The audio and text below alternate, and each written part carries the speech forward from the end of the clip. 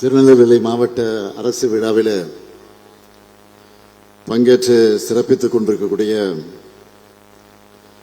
மாண்புமிகு சட்டப்பேரவையுடைய தலைவர் திரு அப்பாவு அவர்களே, மாண்புமிகு அமைச்சர் பெருமக்கள் கே என் நேரு அவர்களே, ஏவா வேலு அவர்களே, KKSSR ராமச்சந்திரன் அவர்களே, தங்கம் தென்னரசு அவர்களே, கீதா ஜீவன் அவர்களே, ராஜகண்ணப்பன் அவர்களே, மா சுப்பிரமணியம் அவர்களே, மனோ தங்கராஜ் அவர்களே, நாடாளுமன்ற உறுப்பினர்கள், என்னுடைய அருமை தங்கை திருமதி கனிமொழி கருணாநிதி அவர்களே, திரு ராபர்ட் புரூஸ் அவர்களே, ராணி அவர்களே, சட்டப்பேரவை உறுப்பினர்கள் அப்துல் வகாப் அவர்களே, ரூபி மனோகரன் அவர்களே, முன்னாள் சட்டப்பேரவையுடைய தலைவர் ஆவுடையப்பன் அவர்களே, முன்னாள் அமைச்சர்கள் மைதீன் கான் அவர்களே, சுரேஷ் ராஜன் அவர்களே, பூங்கோதை அவர்களே, தொடக்கத்தில் அனைவரையும் வரவேற்று எழுந்திருக்கக்கூடிய மாவட்ட ஆட்சித்தலைவர் திரு சுகுமார் ஐஏஎஸ் அவர்களே, மாநகராட்சியுடைய மேயர் திரு ராமகிருஷ்ணன் அவர்களே, மாநகராட்சியுடைய ஆணையர் திருமதி மோனிகா ராணா ஐஏஎஸ் அவர்களே, உள்ளாட்சி அமைப்பினுடைய பிரதிநிதிகளே, அரசு உயர் அலுவலர்களே, நலத்திட்ட உதவிகளை பெறுவதற்காக வருகை தந்திருக்கக்கூடிய பெருமதிப்பிற்குரிய பயனாளி பெருமக்களே, என்னுடைய பாசத்திற்கும் பேரன்பிற்கும் உரிய மகளிர் சுய உதவிக்குழுவை சார்ந்திருக்கக்கூடிய என்னுடைய அன்பிற்கினிய தாய்மார்களே, சகோதரிகளே, பத்திரிகை மற்றும் ஊடகத்துறை சார்ந்திருக்கக்கூடிய நண்பர்களே, உங்கள் அனைவருக்கும் என்னுடைய அன்பான வணக்கம். பாளையங்கோட்டை சிறையினிலே பாம்புகள் பள்ளிகள் நடுவினிலே அஞ்சாமல் இருந்தவர் யாரு? அது கலைஞரின் புகழை பாடுன்னு 1965ஆம் ஆண்டு நடந்த மொழிப்போரில் ஈடுபட்ட தலைவர் கலைஞருடைய தீரத்தை சொல்லக்கூடிய வகையில் காரணமாக அமைந்திருக்கக்கூடிய பாளையங்கோட்டை இருக்கக்கூடிய நெல்லைச்சீமைக்கு நான் வந்திருக்கிறேன். அன்றைக்கு பாதுகாப்பு சட்டத்தின் கீழ் கைது செய்யப்பட்டு பாளையங்கோட்டையில் அடைக்கப்பட்டவர் தான் நம்முடைய தலைவர் கலைஞர் அவர்கள். நாடே போற்றும் ஆட்சியை புனித ஜார்ஜ் கோட்டையில் இருந்து அவர் வழங்கினார். அதுதான் திராவிட மாடலோட நவீன தமிழ்நாட்டோட தொடக்கமாக அமைந்தது. இந்திய விடுதலை போராட்டத்திலையும் தமிழ்நாட்டின் வரலாற்றிலேயும் பொன்னால் பொறிக்கத்தக்க தியாகங்களை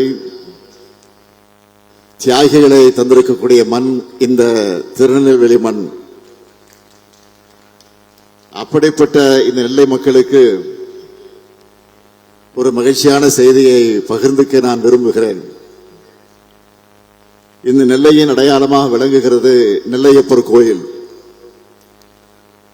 7ஆம் நூற்றாண்டுல நின்று சீர் நெடுமாற பாண்டியரால் கட்டப்பட்ட இந்த கோயிலை 700 ஆண்டுகளுக்கு பிறகு புதுப்பிச்சு திருப்பணிகள் செஞ்சவர் நம்முடைய தலைவர் கலைஞர் அவர்கள். நெல்லையப்பர் கோயிலோட வெள்ளைத்தேர் 1991 தீ விபத்தில் எரிஞ்சு போனது. கடந்த பிப்ரவரி மாதம் தான் இதே நெல்லைக்கு வந்தப்போ மீண்டும் அந்த வெள்ளித்தேர் ஓடும்னு அறிவிச்சேன். மகிழ்ச்சியோட சொல்றேன், இப்போ அதுக்கான பணிகள் எல்லாம் முடிஞ்சிடுச்சு. இன்னும் சில நாட்கள்ல, அதாவது ஜனவரி மாதத்துல முதல் வாரத்தில் இருந்து அந்த வெள்ளித்தேர் ஓடும்னு மகிழ்ச்சியோடு நான் தெரிவிக்க விரும்புகிறேன். இப்போ நான் மகிழ்ச்சியில் மட்டுமல்ல பெருமையாக இருக்கிறேன். அதுக்கு என்ன காரணம்னா, நேற்று பொருணை அருங்காட்சியகத்தை திறந்து வச்ச பெருமிதத்தில் கம்பீரமாக உங்கள் முன்னாலே நான் நின்று கொண்டிருக்கிறேன். பொருணை தமிழனுடைய பெருமை, இந்திய துணைக்கண்டத்தினுடைய வரலாறு இனிமே தமிழ் நிலத்திலிருந்து தான் தொடங்கி எழுதப்படணும் என்ற நம்முடைய வாதத்துக்கான சான்றுகளை அறிவியல் பூர்வமாக நாம் நிறுவியிருக்கிறோம். நாம ஏன் கீழடி பொருணைன்னு நம்முடைய வரலாற்று தரவுகளை தொடர்ந்து உரைக்க பேசிட்டு இருக்கோம்? தமிழர்களான நம்முடைய பண்பாடு தனித்துவமானது, முற்போக்கானது, இந்திய துணைக்கண்டத்தோட நாகரிகத்தினுடைய தொட்டிலாகவும் உச்சமாகவும் இருந்தது நம்முடைய தமிழ் மாநிலம்தான். அதுக்கு பல இலக்கிய சான்றுகள் இருக்கிறது. ஆனால் இலக்கியம் மட்டுமே ஒருபோதும் வரலாற்று சான்றாகாது. எனவே அதை அறிவியல் ரீதியாக மெய்ப்பிக்கவும் தொல்லியல் சான்றுகளை சேகரிக்கவும் நாம் மேற்கொள்ளக்கூடிய காலப்பயணம்தான் அகழாய்வுகள். இந்த நிலையிலே தான் கீழே தொடங்கி பல வரலாற்று இடங்கள்ல நாம் மேற்கொள்ளுகிற அகழாய்வுகளுக்கு ஒன்றிய பாஜக அரசு எப்படியெல்லாம் தடை போடுறாங்கன்னு தொடர்ந்து அமலப்படுத்திட்டு இருக்கோம். அவங்களோட எண்ணம் என்ன? தமிழர்களுடைய வரலாற்று தொன்மையை நிரூபிக்கக்கூடிய ஆய்வுகள் எதுவும் நடக்கக்கூடாது. மீறி நடந்தாலும் அந்த ஆய்வு முடிவுகள் வெளியிலே வந்துவிடக்கூடாது.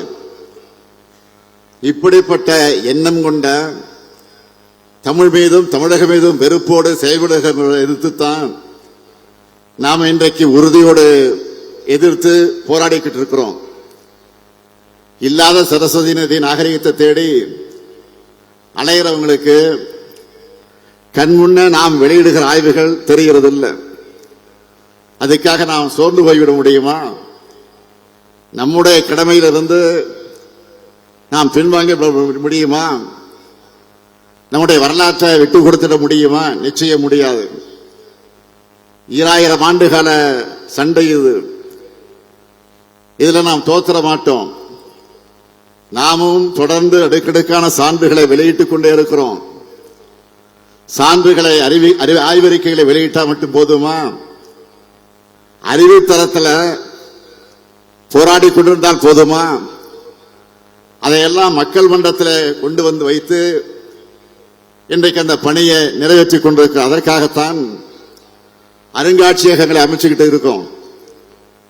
13 ஏக்கர் நிலப்பரப்புல 54,296 சதுரடி பரப்பளவுல பொருணை அருங்காட்சிய அரங்கத்தை நான் திறந்து வச்சேன். தமிழ்நாட்டின் முதலமைச்சரா, தமிழ்நாட்டினுடைய தலைமை இயக்கமான திராவிட முன்னேற்ற கழகத்தின் தலைவரா மட்டுமல்ல, ஒரு தமிழனாகவும் நான் இன்றைக்கு பெருமைப்படுகிறேன். நான் இங்கே கேட்க விரும்புவது, உரிமையோடு உங்களை எல்லாம் பார்த்து கேட்க விரும்புவது, நீங்க எல்லாரும் குடும்பத்தோட போய் இந்த அருங்காட்சியகங்களை பார்க்கணும். பார்ப்பீங்களா? பார்த்தே தீரணும். இந்த நேரத்தில் இன்னொரு விஷயத்தை நான் குறிப்பிட்டாகணும். கடந்த 2021ஆம் ஆண்டு ஒன்றிய பட்ஜெட்ல ஆதிச்சநல்லூர் அருங்காட்சியகம் அமைக்க அறிவிப்பு வந்துச்சு. அந்த பணிகள் இப்ப எந்த நிலையில் இருக்கு? இன்னும் அதற்கான பணிகள் எதுவும் தொடங்கல. ஆனா நாம் ஆட்சி பொறுப்புக்கு வந்த பிறகு தமிழ்நாடு தொழில் துறை சார்பில் சிவகளை உள்ளிட்ட அகழாய்வுகளை மேற்கொண்டு இப்போ உலகமே திரும்பி பார்க்கக்கூடிய அளவுக்கு பொருணை அருங்காட்சியகத்தை உருவாக்கி இருக்கிறோம். அதனால இந்த நேரத்தில் மாண்புமிகு மோடி அவர்களையும், மாண்புமிகு நிதியமைச்சராக இருக்கக்கூடிய திருமிகு நிர்மலா சீதாராமன் அவர்களையும் தமிழ்நாட்டில் கட்டியிருக்கக்கூடிய பொருணை அருங்காட்சியகத்துக்கு, கீழடி அருங்காட்சியகத்துக்கு வந்து பார்க்கணும். இந்த கூட்டத்தின் மூலமாக, இந்த விழாவின் மூலமாக நான் அன்போடு அவர்கள் அழைக்கிறேன். நீங்க வந்து பார்த்தாதான் தமிழுடைய நாகரிகத்தை எந்த அளவுக்கு தொன்மை கொண்டதுன்னு தெரியும். இதை மிகச்சிறப்பாக உருவாக்கி இருக்கக்கூடிய நம்முடைய மாண்புமிகு நிதியமைச்சர் தங்கம் தென்னரசு அவர்களுக்கும், கட்டி எழுப்பியுள்ள மாண்புமிகு அமைச்சர் ஏவா வேலு அவர்களுக்கும், அரசு அலுவலர் அனைவருக்கும் என்னுடைய பாராட்டுக்களை, வாழ்த்துக்களை நான் தெரிவித்துக் கொள்ள விரும்புகிறேன். அமைச்சர் தங்கம் தென்னரசு அவர்கள் தமிழ் ஆர்வலர், தொல்லியல் ஆய்வாளர், இயற்கையின் காதலர்னு பன்முகம் கொண்டவர். அவர் இப்படி தமிழ் மேலையும் தொல்லியல் துறையிலையும் பர்சனலா ஆர்வம் கொண்ட ஒருத்தர் இந்த துறைக்கு அமைச்சராக கிடைத்திருப்பதிலே நான் மிகுந்த மகிழ்ச்சி அடைகிறேன்.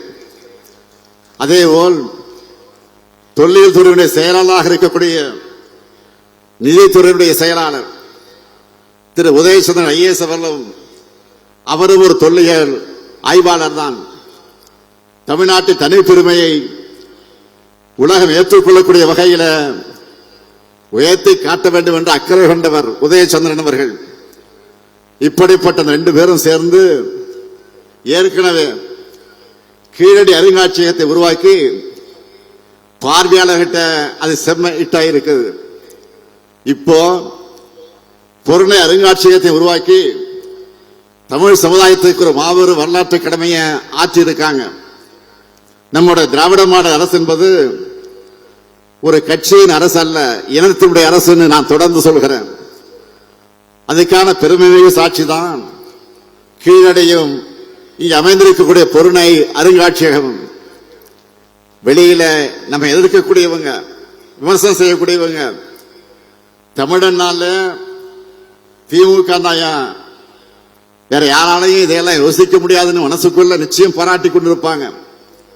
அது மட்டுமா, இன்றைய தினம் 235 கோடிய 94 லட்சம் 235 கோடிய 94 லட்சம் மதிப்பில் 33 முடிவுற்ற பணிகளை நெல்லை மாவட்டத்தின் மக்களுக்காக நான் திறந்து வைத்திருக்கிறேன்.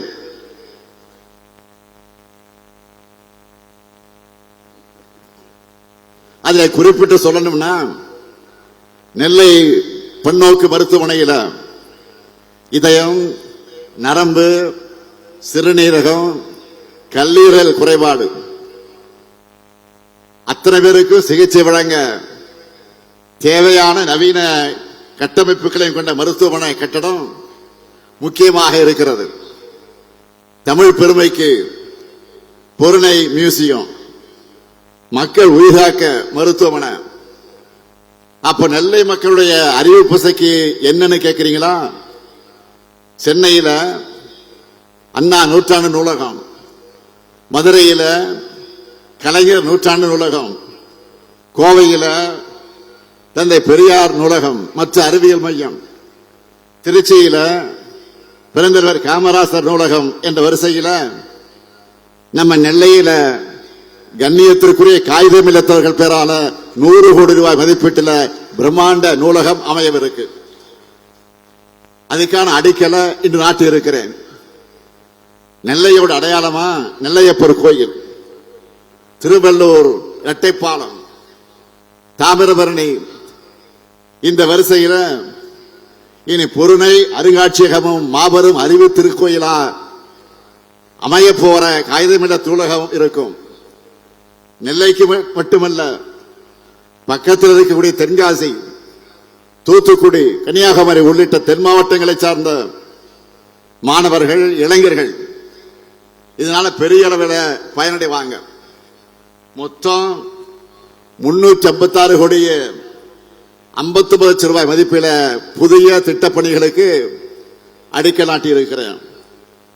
45,477 பயனாளிகளுக்கு 101 கோடி 49 லட்சம் ரூபாய்க்கு நலத்திட்ட உதவிகளையும் வழங்கக்கூடிய முப்பெரு விழாவாக இந்த அரசு விழாவை மிக சிறப்பான வகையில் ஏற்பாடு செய்திருக்கக்கூடிய இந்த மாவட்டத்துடைய பொறுப்பு அமைச்சர், நம்முடைய சீனியர் அமைச்சர்களை ஒருத்தராக விளங்கிக் கொண்டிருக்கக்கூடிய KN நேரு அவர்களையும் நான் இந்த நேரத்தில் பாராட்டுகிறேன், வாழ்த்துகிறேன்.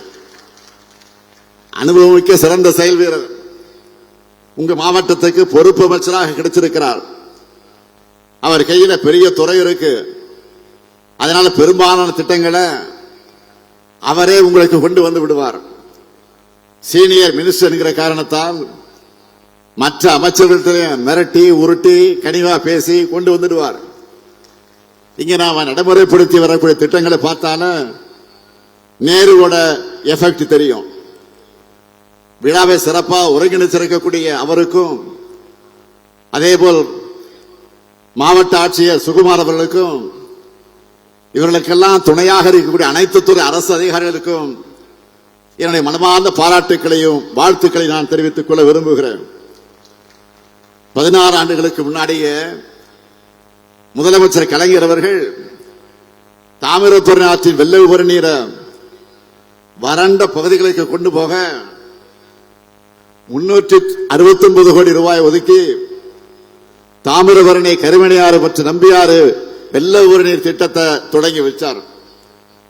2021 நம்ம திராவிட மாடல் ஆட்சி பொறுப்பேற்ற உடனே இதுக்காக தனியாக அலுவலர்களை நியமித்து விரைந்து முடிக்க நான் உத்தரவு போட்டேன். தமிழ்நாட்டின் நதிநீர் இணைப்பு திட்டமாக வெற்றிகரமாக இது முடிக்கப்பட்டு கடந்த பிப்ரவரி மாதம் அது திறந்து வைக்கப்பட்டது. இதனால திருநெல்வேலி மாவட்டத்தில் 14,085 ஹெக்டரும், தூத்துக்குடி மாவட்டத்தில் 8,955 ஹெக்டர், மொத்தம் 23,040 ஹெக்டர் நிலங்கள் பாசன வசதி பெற்றது. அதேபோல் பாளையங்கோட்டை, நாங்குநேரி, ராதாபுரம், திருவைகுண்டம், திருச்செந்தூர் ஆகிய சட்டமன்ற தொகுதியில் இருக்கக்கூடிய வறண்ட பகுதிகளில் இதனால நிலத்தடி நீர் மட்டம் உயர தொடங்கி இருக்கு. வேளாண்மை பணிகள் பெருகி இருக்கு.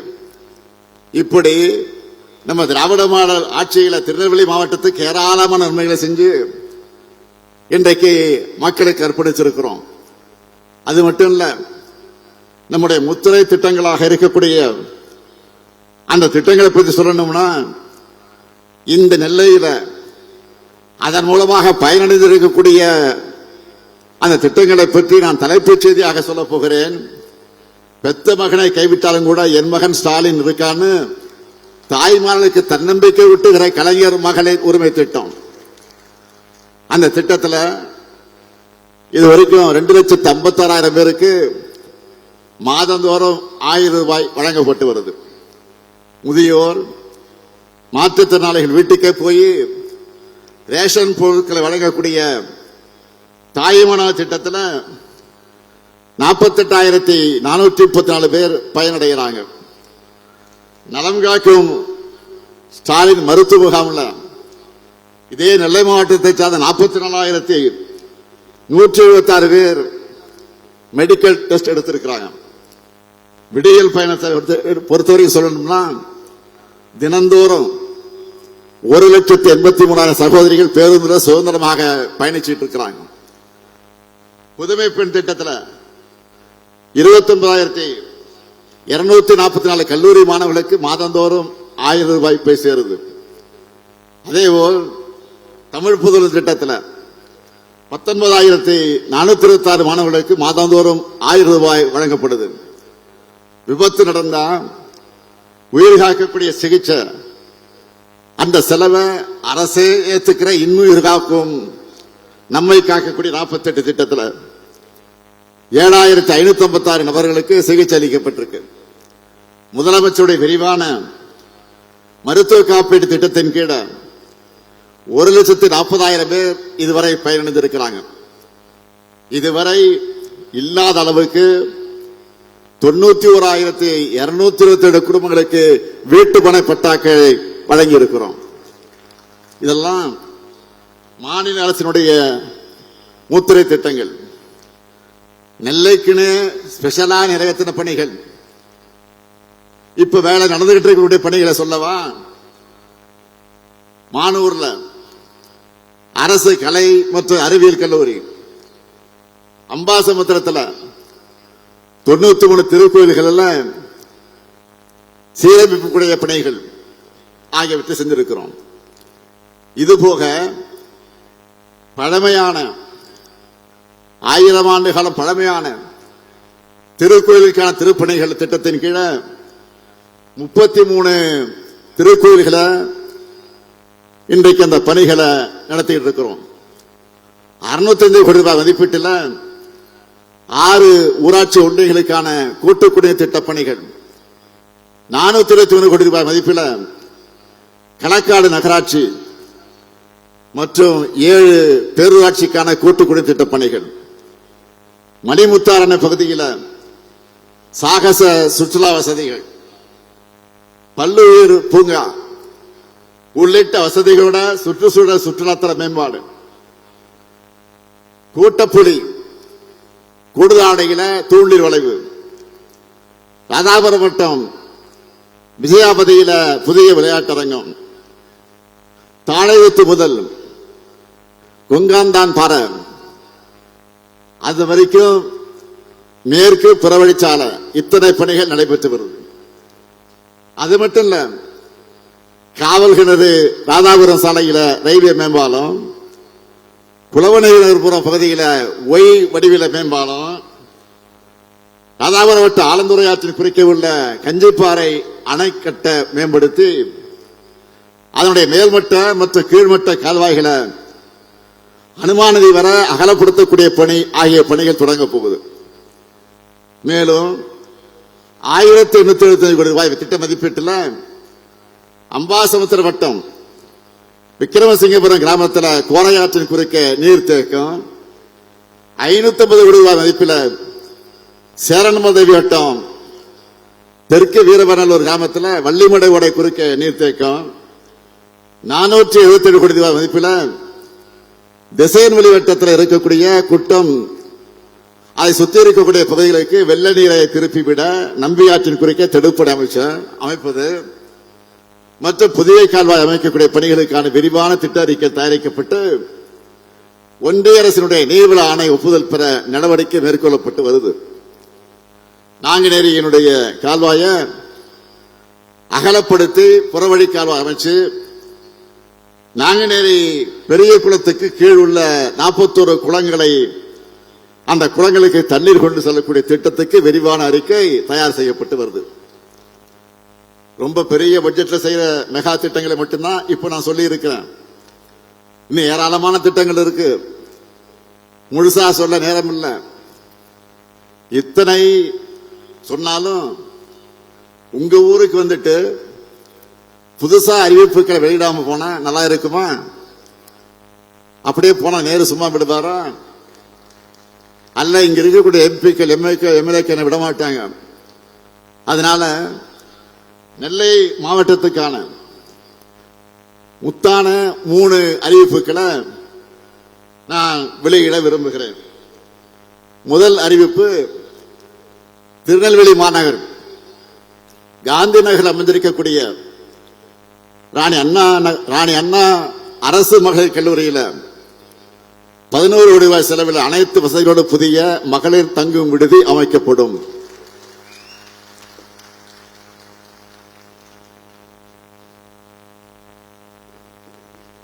இரண்டாவது அறிவிப்பு, சேரன்மாதேவி வட்டம் முக்கூடல் பாப்பாக்குடி கிராம விவசாயிகள் பயன்பெறக்கூடிய வகையில் காங்கேயன் கால்வாய் மற்றும் வெள்ளோடையை மேம்படுத்தக்கூடிய பணிகள் 4 கோடியே 1 லட்சம் ரூபாய் மதிப்பீட்டில் மேற்கொள்ளப்படும். மூன்றாவது அறிவிப்பு, நாங்குநேரி மற்றும் ராதாபுரம் வட்ட விவசாயிகளுடைய கோரிக்கை ஏற்று 5 கோடி ரூபாய் செலவில் வள்ளியூர் பெரியகுளம் மற்றும் வள்ளியூரான் கால்வாய் ஆகியவை புனரமைக்கப்படும் என்று மகிழ்ச்சியோடு தெரிவிக்கிறேன். இப்படி மக்களுக்கு தேவையானதை பார்த்து பார்த்து செய்து தரக்கூடிய மக்களாட்சியை நாம நடத்திக்கிட்டு இருக்கோம். இதுக்கு அப்படியே நேர்மாறாக மக்கள் விரோத ஆட்சியா ஒன்றிய அரசு இன்றைக்கு நடைபெற்றுக் கொண்டிருக்கிறது. இந்திய கிராமங்களுடைய உயிர்நடையாக இருந்து பல கோடி ஏழை மக்களுடைய வறுமையை போக்கின மகாத்மா காந்தி 100 நாள் வேலை திட்டத்தை இப்போ பாஜக அரசு திட்டமிட்டு முடக்கி இருக்கிறாங்க. மகாத்மா காந்தியுடைய பெயரையே நீக்கி பெரும்பாலான இந்திய மக்களுக்கு புரியாத இந்தி பேரை வேற வச்சிருக்கிறாங்க. மதச்சார்பின்மை, ஒற்றுமை என்ற சொற்கள் அது பாஜகவுக்கு பிடிக்காது. அதனால அதையெல்லாம் வாழ்நாளெல்லாம் வலியுறுத்தின காந்தியை அவங்களுக்கு பிடிக்காது. உலகம் முழுக்க இந்தியாவோட அடையாளமா இருக்கிற தேசத்தந்த காந்தியோட பேரையே இன்றைக்கு நீக்கி இருக்கிறாங்க. காந்தியோட பேரை நீக்கினது மட்டும் இல்ல, 100 நாள் வேலை திட்டத்தின் உண்மையான நோக்கத்தையே காலி பண்ணிட்டாங்க, அழிச்சுட்டாங்க, அழிக்கிறாங்க. கடந்த 10 ஆண்டுகளா இந்த திட்டத்தை பல்வேறு கோணங்கள்ல கெடுத்தாங்க, பல வகைகளை நாசப்படுத்தினாங்க. ஆட்களை குறைச்சாங்க, வேலை நாட்களை குறைச்சாங்க, சரியாக சம்பளம் தரல, சரியா அங்கிருந்து முறையாக வர வேண்டிய நிதி ஒதுக்கீடு செய்யல. இன்னும் சொல்லணும்னா ஒன்றிய அரசு தர வேண்டிய நிதியை கூட மாநில அரசு தான் அந்த நிதியை சமாளிச்சு தந்தோம். இப்படி கொஞ்சம் கொஞ்சமாக நாசம் பண்ண அந்த திட்டத்துக்கு இப்ப மொத்தமா மூடு விழா நடத்திட்டாங்க. இனிமே மாநில அரசு 40 விழுக்காடு நிதி தரணுமா? ஏற்கனவே நிதி நெருக்கடி உருவாக்கி நிதி ரிலீஸ் பண்ணாம நிறுத்தி வச்சு நம்ம முடக்க பார்க்கிறவங்க இப்ப கூடுதல் சுமைய நம்ம தலையில கட்டுறாங்க. அறுவடை காலங்களில் 60 நாட்கள் வேலை எதுவும் வழங்கப்படாதுன்னு வேற மாற்றம் செஞ்சிருக்கிறாங்க. இதனால் வேளாண் பணி செய்தவங்க வாழ்வாதாரம் பெரிய அளவில் பாதிப்பை சந்திக்கிறாங்க. மொத்தத்தில் ஏழைகளுக்கு ஒன்றிய பாஜக அரசுக்கும் எந்த சம்பந்தமும் இல்லைன்னு கை கழுவி இருக்கிறாங்க. நாடாளுமன்றத்திலையும் இதை பற்றி முறையாக விவாதிக்காம அக்கிரமம் பண்ணாங்க, நிறுத்திட்டாங்க. இதோட விளைவுகள் யாரும் நினைச்சு பார்க்க முடியாத அளவுக்கு மோசமாக இருக்கிறது. அதனால அரசியல் இயக்கங்கள் எல்லாம், செயற்பாட்டாளர்கள், உலக புகழ்பெற்ற பொருளாதார அறிஞர்கள், நோபல் பரிசு பெற்றிருக்கக்கூடிய வல்லுநர்கள் எல்லாம் பலரும் ஒன்றிய பாஜக அரசு முடிவு எதிர்த்து குரல் கொடுத்திருக்கிறாங்க. இது ஒரு வரலாற்று தவறுன்னு எச்சரிக்கை மணியை ஒழிச்சிருக்கிறாங்க. இந்த நிலையிலே தான் வருகிற 24ஆம் தேதி 100 நாள் வேலை திட்டத்தை நிறுத்துறதுக்கு எதிராக நம்முடைய திராவிட முன்னேற்ற கழகத்தின் தலைமையில் அமைந்திருக்கக்கூடிய மதச்சார்ப கூட்டணியின் சார்பில் தமிழகம் முழுவதும் ஒன்றிய முழுவதுமாக நாம் ஒரு மிகப்பெரிய ஆர்ப்பாட்டத்தை நடத்த வேண்டும் என்று அறிவிச்சிருக்கிறோம். ஆனா இதை பத்தி மூச்சு விட கூட விட முடியாமல் இருக்கிறார். யாரு? போலி விவசாயி பழனிசாமி. உண்மையான விவசாயியும் நான் தான் விவசாயி சொல்றாரு. நானும் கேடிதான், நானும் திருடன் தான் சொல்லி சொல்ற மாதிரி நானும் விவசாயி தான் சொல்லிக்கிட்டே இருக்கிற இதுவரைக்கும் வாய் திறக்கல. ஏற்கனவே விவசாயிகளுடைய உரிமையை பறிக்க அவங்களால நடுத்துறை நிறுத்தி பெரிய போராட்டத்தை நடத்துறாங்க. எதுக்கு? 3 வேளாண் சட்டத்தை பாஜக அரசு கொண்டு வந்துச்சப்போ அதுக்கு பாஜக காரங்களெல்லாம் மூக்கு மேல விரல் வைக்கக்கூடியவருக்கு முட்டு கொடுத்தார். யாரு? பழனிசாமி. என்ன சொன்னாரு? நியாயப்படுத்தினாரு. போராடுறவங்க புரோக்கர் சொன்னாரு. அது மட்டுமா, சிறுபான்மையினருக்கு, இலங்கை தமிழர்களுக்கு எதிரான குடியுரிமை திருத்த சட்டத்தை பாஜக கொண்டு வந்தப்போ நாடு முழுக்க போராட்டம் நடந்துச்சு. ஆனா இதனால எந்த முஸ்லீமும் பாதிக்கப்பட மாட்டார் மனசாட்சி இல்லாம சொன்னவர் யாரு? பழனிசாமி. இந்த துரோக லிஸ்ட்ல லேட்டஸ்டா அடிஷனலா 100 நாள் வேலை திட்டம் சேர்ந்திருக்கு.